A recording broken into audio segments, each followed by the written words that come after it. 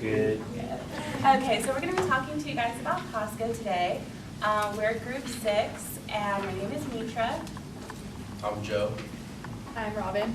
I'm Ryan. Hello. James. Okay, so we're just going to go ahead and dive in.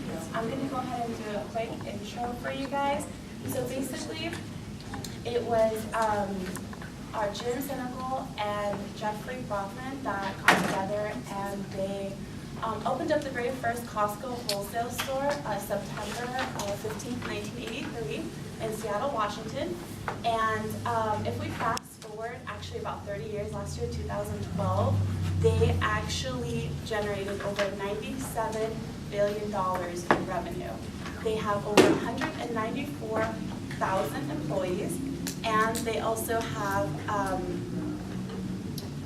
over 600 stores worldwide. So as you can see, in such a short period of time, Costco has been able to overcome recessions and other downfalls and stuff like that, not only survive, but actually thrive. So that is very impressive.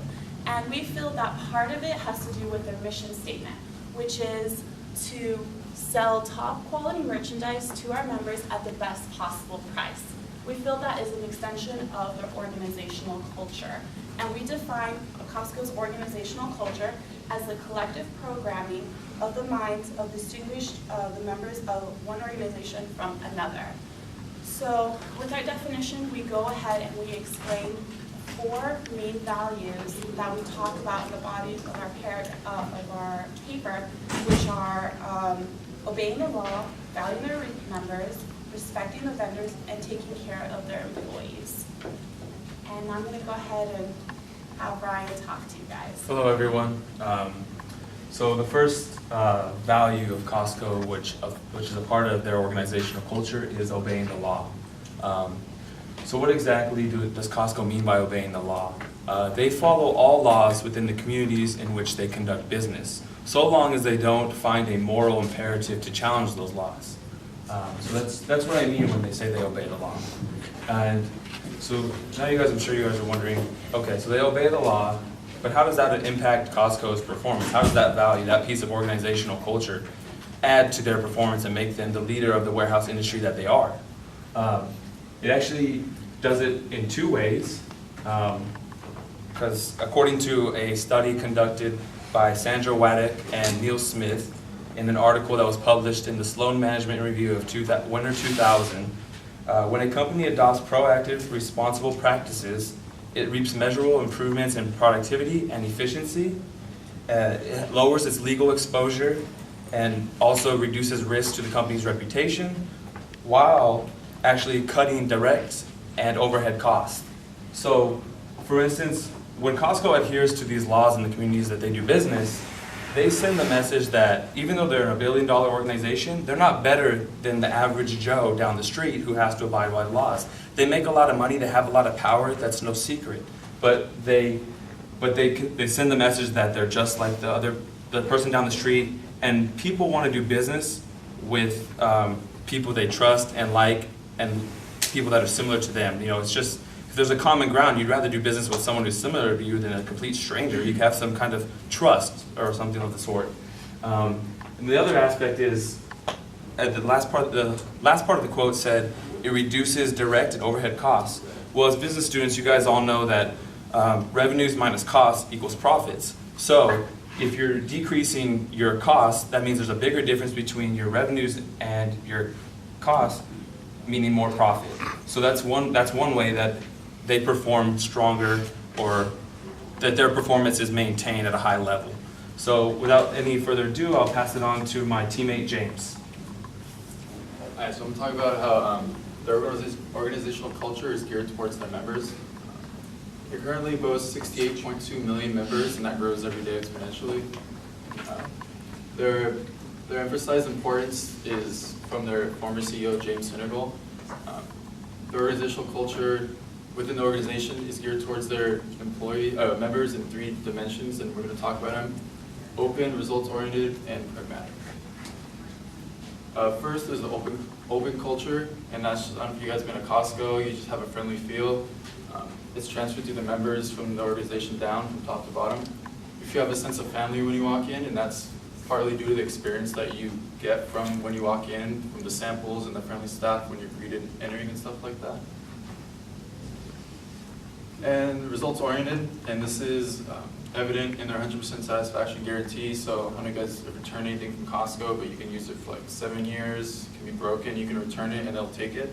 And that's just evident of that they're really striving to meet the customer's needs. The employees are given the freedom to do as they see fit, so when they're out there on the floor, whatever they think the customer wants, they're going to do.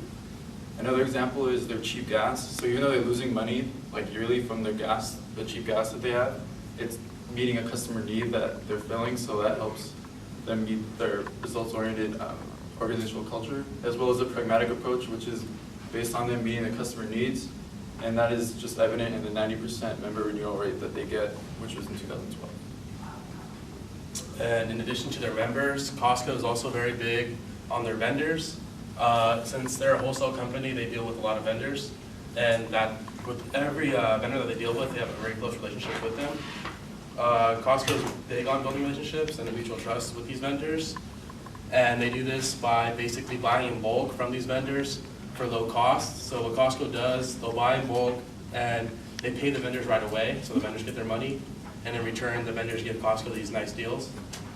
And pretty much the goal that Costco has with their vendors is just to continue success and establish superior value over their competitors.